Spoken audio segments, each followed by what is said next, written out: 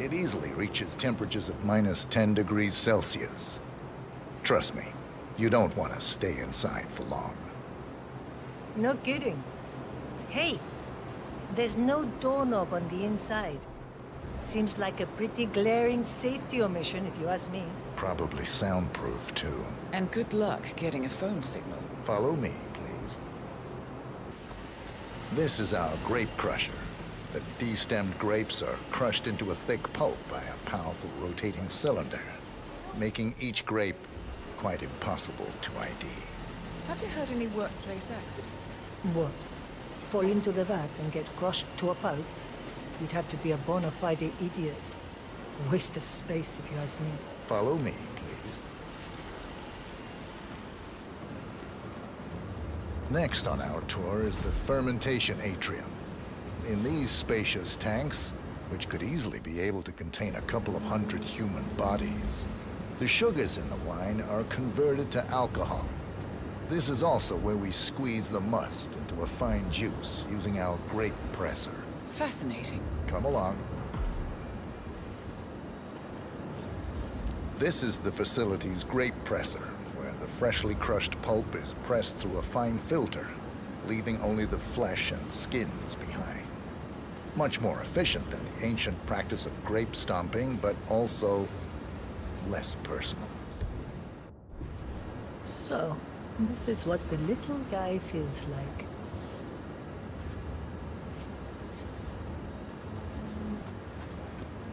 Our large fermentation tanks are constructed from solid French oak, and each contain up to 500 gallons of grape must.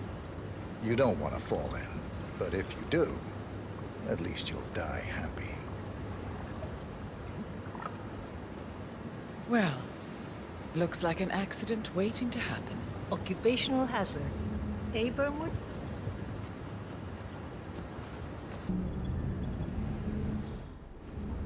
Final stop, the barrel room. Nothing dramatic, just wine biding its time.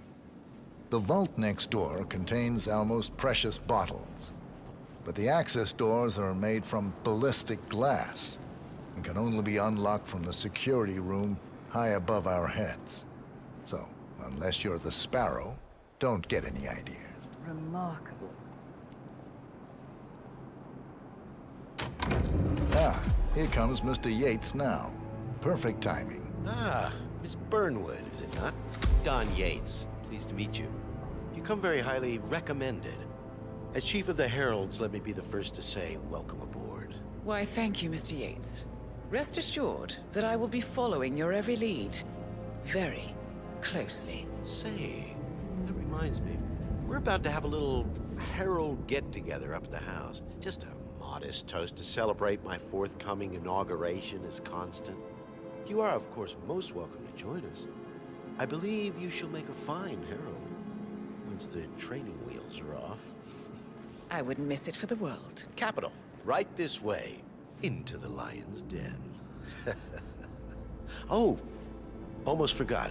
Cortazar, please nip down to the wine cellar and tell Mr. Flowers, the sommelier, to prep the 1945 Grand Paladin and bring it up to the house for our special occasion. Got it, Chief.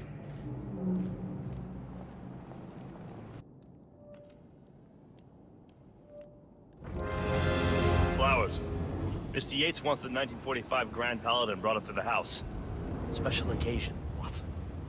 Did aliens land on the front lawn? Have the ghosts of Jesus, John Lennon, and Eva Peron unexpectedly come for dinner? Tell me, out here, what could possibly be so special? Above your clearance, Flowers. Just fetch it already. Fine. What's the passcode again? Last year of World War II. If you have to look it up, shame on you. A meeting in the root cellar. And judging from Yates's choice of wine, some type of celebration. Likely a gathering of heralds, come to congratulate Yates on his upcoming promotion. Diana's presence, a calculated risk. I'm fine, Santino. It's just the 1945 Grand Paladin. It is perfection, irreplaceable.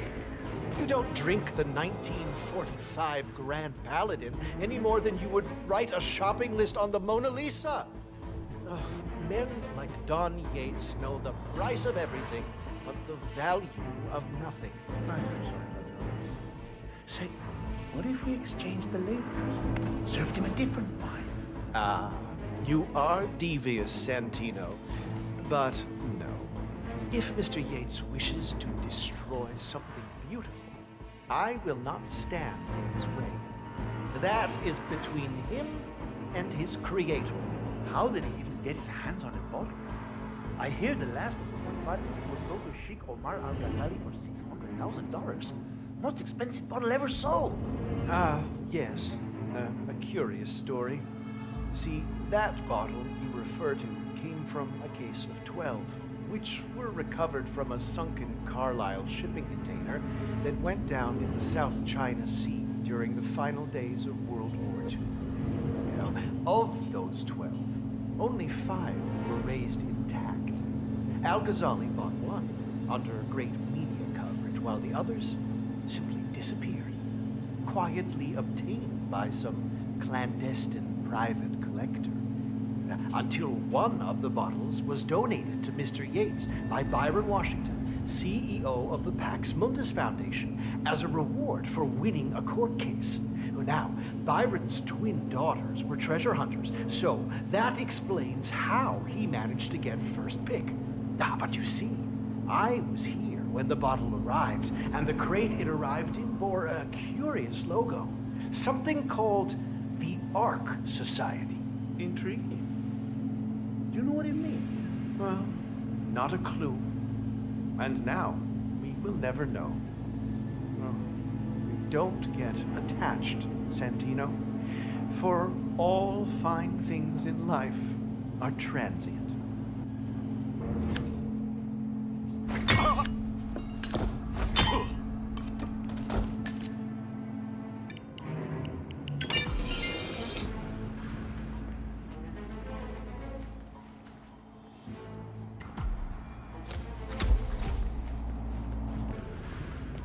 Hey, Flowers! Over here. Come on, while we're young. Sir, I present to you the 1945 Grand Paladin. Huh. Somehow I thought it'd be bigger. Come on, Flowers. Guests are waiting.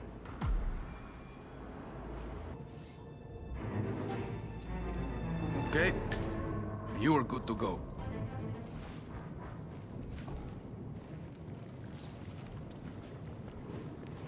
So here's the deal, Flowers. The boss is having a powwow with some employees, and discretion is the name of the game. I'm sure you figured that out already, you being a scholar and all. Don't discuss, disclose, or hell, even contemplate what goes down. Just set your mind to wool-gathering mode. You think you can do that for me, Flowers? Worry not, Mr. Cortazar. I'm the very soul of discretion.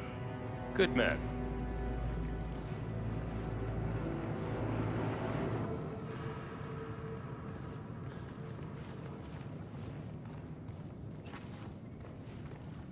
They're already at it.